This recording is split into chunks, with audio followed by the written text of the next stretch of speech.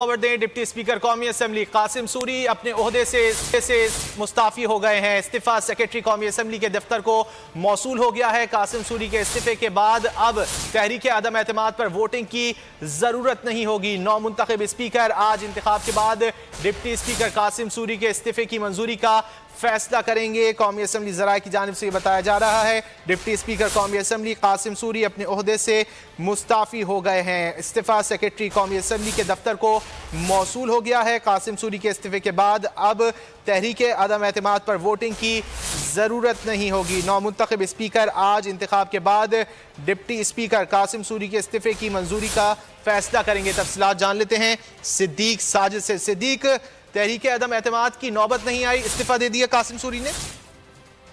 बिल्कुल, इजलास शुरू होने से कुछ देर पहले डिप्टी स्पीकर कासिम सूरी अपने ओहदे से मुस्ताफी हो गए हैं।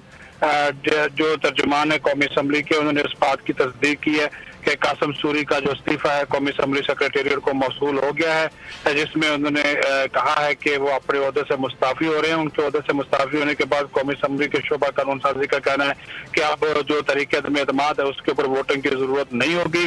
जो पैनल ऑफ चेयरमैन के रुकन है रियासत जब इजलास चेयर करेंगे तो वो ईवान को आगाह कर देंगे कि उनका इस्तीफा आ गया है, तो लिहाजा उनके पास फिर जब वो उनके वोटिंग नहीं होगी तो उसके बाद फिर स्पीकर का इंतखाब का जो मरला है वो होगा। राजा परवेज अशरफ का जो स्पीकर